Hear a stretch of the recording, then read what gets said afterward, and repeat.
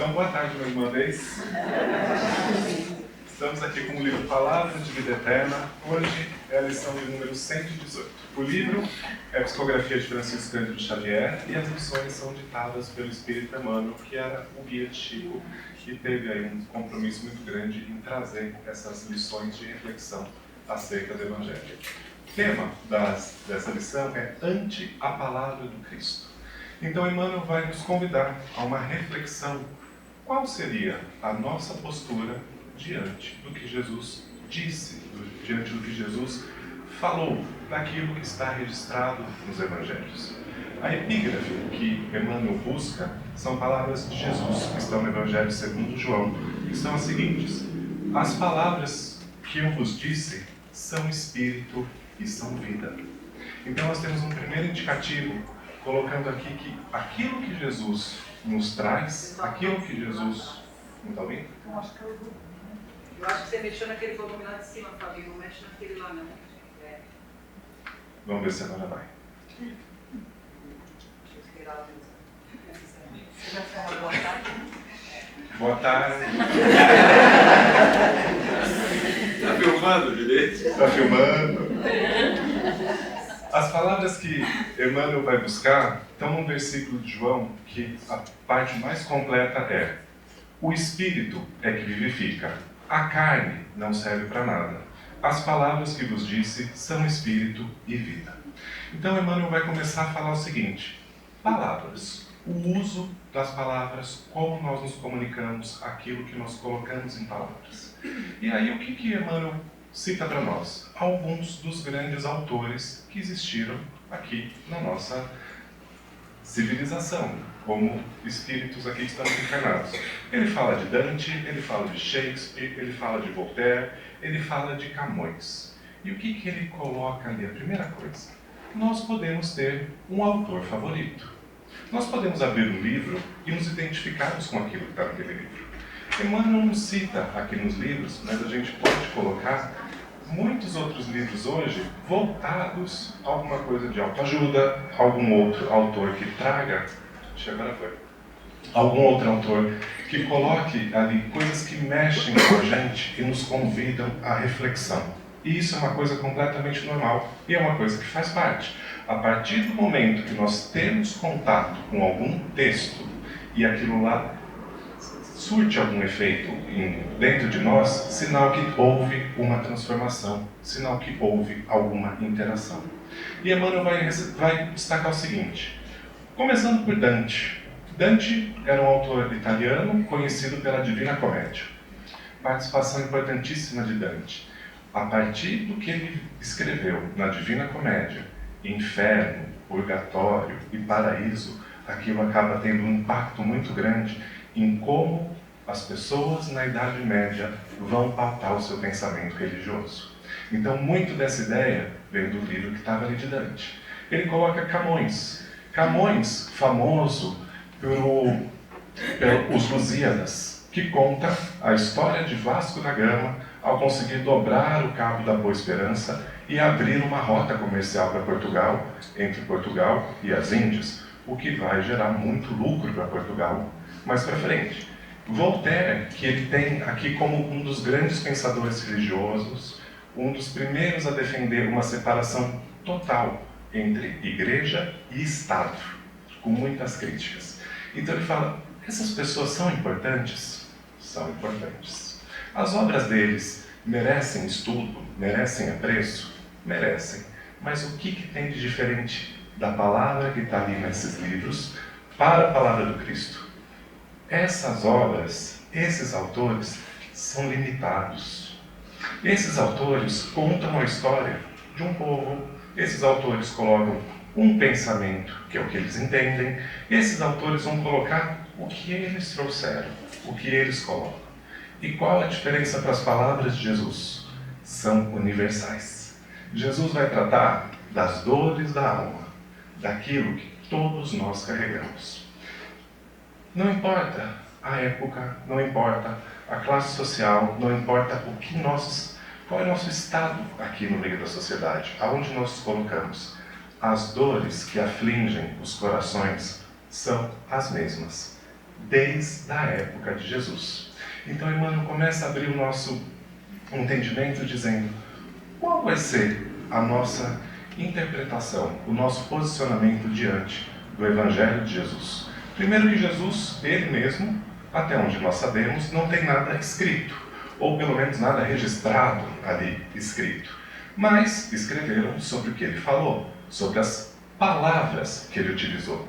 Então, quando a gente começa a ver aqui as palavras, o que Emmanuel vai colocar de uma maneira muito bonita? No Evangelho, temos uma série de situações narradas. É o cego, é a mulher hemorrágica, é a mulher adúltera. Nós sabemos o nome dessas pessoas? Não. Por quê? Porque o importante não é contar a história daquela pessoa em si, mas sim qual o aprendizado que nós podemos ter diante da dor, da experiência que aquelas pessoas passaram e que possivelmente nós também passamos. É nessa identificação daquilo que tira cada um de nós do nosso equilíbrio que nos transforma e como resolver aquela situação de uma maneira que nos deixe cada vez mais fortes. Então esse é o equilíbrio. E Emmanuel coloca de uma maneira muito bonita. Ele fala que Jesus vai trazer um sistema renovador, de ver o mundo, de encarar o mundo, encarar as situações, encarar os desafios. E qual que é esse novo sistema? Aprendendo a pensar. Como acontece alguma coisa, o que eu vou fazer com aquilo? Como eu vou me relacionar com aquilo? Qual vai ser o meu posicionamento em relação àquilo? E aqui podemos citar a história do cego de Jericó, que ouvindo Jesus passar, pede que chama por Jesus, e Jesus pergunta: que queres que eu faça por você? E a resposta do cego é: que eu veja, Senhor. E aqui Emmanuel faz uma remissão a isso, que nós saibamos pensar, que nós saibamos enxergar cada vez mais longe. E Jesus indica um caminho, o caminho da fé, o caminho de transformação, o caminho de nos melhorarmos. E esse caminho que Emmanuel destaca, que está por Jesus, é purificar-nos. Como que a gente faz isso? Andando para frente. Então, se nós lembrarmos da passagem de Zaqueu, em que Zaqueu, um cobrador de impostos, que pelo que consta no Evangelho, cobrava um pouquinho a mais do que deveria ser cobrado, ao ver Jesus, ele vai até Jesus e Jesus fala: eu vou dormir na sua casa hoje, eu vou jantar na sua casa hoje. E criticam Jesus. Como Jesus, o Messias, um espírito tão puro, iria visitar alguém que ainda não tinha se corrigido? E Jesus vai, conversa com Zaqueu, e o fim da história é: hoje a salvação entrou nessa casa. Hoje, depois de Zaqueu ter tido contato com a palavra de Jesus, houve uma transformação ali muito grande. Jesus nos traz um roteiro de ação, cujo objetivo é sempre nos reerguermos. Não é parar, olhar as coisas e nos travarmos no remorso, na dor e nas lágrimas. Isso faz parte de uma mudança? Certamente que faz, mas é preciso ir além. É preciso que nós nos reergamos, é preciso que a gente repare, que a gente faça aquilo que tem que fazer para seguir adiante. E esse caminho de seguir adiante, lembramos das palavras do próprio Mestre: o Filho do Homem veio para servir e não para ser servido. Então é esse servir, é esse trabalho de auxiliar, de entrar em contato com cada uma desses ensinamentos. E para que a gente possa entender um pouco mais disso, do que era a sabedoria de Jesus, porque não nos esqueçamos, Jesus era um espírito puro. O que ele deixa aqui na Terra? A vivência de como um espírito puro se comporta, age e interage com as pessoas. Uma passagem que traz isso de uma maneira bastante interessante é a passagem da mulher adúltera, que também está no Evangelho de João. Então conta que Jesus estava escrevendo no chão alguma coisa.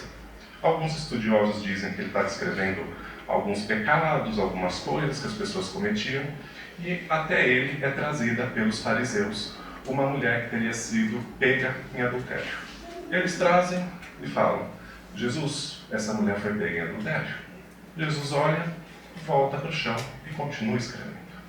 E aí então eles falam: segundo a lei de Moisés, ela deve ser apedrejada. O que diz tu? E alguém lembra o que Jesus diz?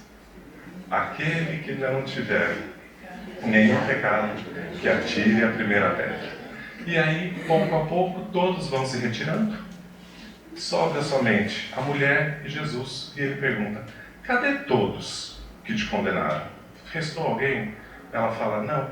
E Jesus diz, eu também não te condeno. Vá e não peques mais. É a palavra, é o posicionamento de um espírito puro diante de uma situação dessas. Para a gente analisar um pouco melhor, Jesus estava lá, escrevendo, cuidando da vida dele. Trazem alguém e falam, foi pega em adultério. O que Jesus faz? Volta para a vida dele. Como dizendo, eu não tenho nada a ver com isso. Ao contrário, eu tenho certeza que não é o caso de nenhum de nós aqui, mas talvez alguém poderia perguntar, foi pega? Com quem? Aonde? Ou não passaria isso na cabeça de ninguém. Mas Jesus não. Jesus já ali no posicionamento de um espírito puro, deixa claro, eu não tenho nada a ver com isso. Ela cometeu uma falha, ela teve alguma coisa, não precisa trazer ela para o centro de uma roda, apontar o dedo e todo mundo julgar, todo mundo condenar. Então esse é o posicionamento dele. Parece que não entendem. E aí fala, segundo a lei, ela deve ser apedrejada. O que você diz? Aí Jesus tem que se manifestar. Porque aí ele tem que colocar o que é o pensamento, talvez não dele, mas o pensamento mais próximo de Deus. Porque ele era o espírito mais puro, mais próximo de Deus que passou por aqui. E aí o que ele vai fazer? Condenar alguém à morte? Contribuir com violência? Isso tem a ver com um espírito evoluído? Certamente que não. Então Jesus simplesmente volta com a pergunta, convidando a cada um a olhar para dentro de si e saber o que já fez.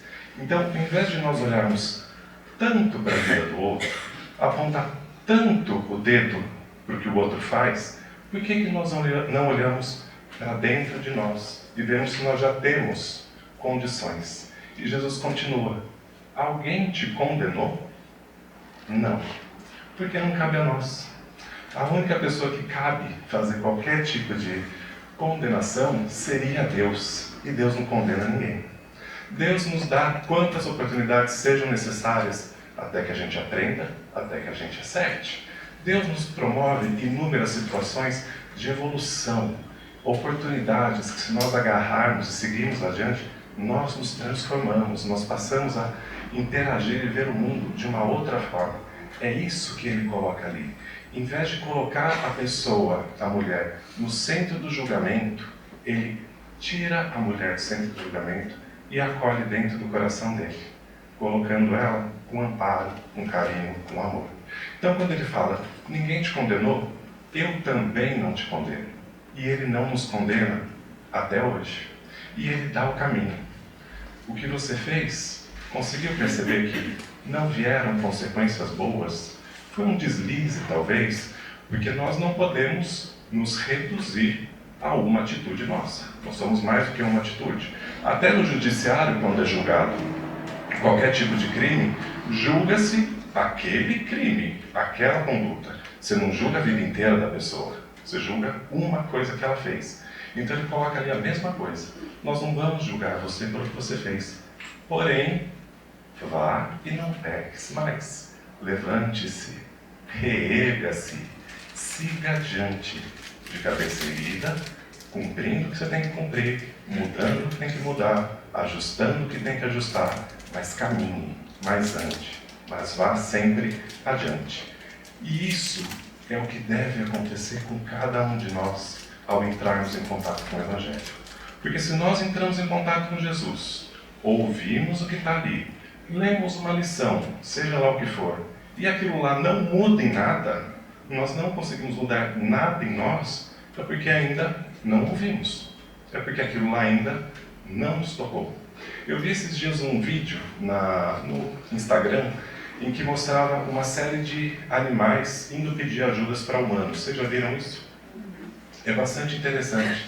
E um em específico mostra a história de 2 cachorros, que parecem que eram 2 cachorros amigos. E um desses cachorros cai no bueiro. Então o outro cachorro vai e chama alguém para ajudar a tirar o cachorro amigo do bueiro. E aí nós vemos que existe, dentro do mundo, dentro da natureza, essa lei de cooperação, essa lei de ajuda, essa lei de acolhimento, essa lei em que a gente estende a mão e não solta a mão da outra pessoa quando ela comete algum erro. Essa mão em que a gente coloca o outro, pega o outro pela mão, coloca dentro do nosso coração e leva junto para melhorar, para andar para frente, para se aprimorar. Então, se os animais já fazem isso por instinto, nós, que já temos um pouco mais de desenvolvimento, não podemos seguir essa mesma lei de amor pelo nosso coração, ajudando, amparando e acolhendo, que é isso o que traz o Evangelho de Jesus, que é esse código de conduta de como devemos lidar com o outro, como devemos lidar com Deus, como devemos nos relacionar, muitas vezes, cada um consigo mesmo. Como eu me acolho, como eu me trato. É esse o código, andando num caminho do bem, andando num caminho de purificação, andando num caminho de se reerguer e, sobretudo, de servir como um cachorrinho foi buscar alguém para poder ajudar o amigo dele, fazendo ali esse acolhimento. Muita paz a todos.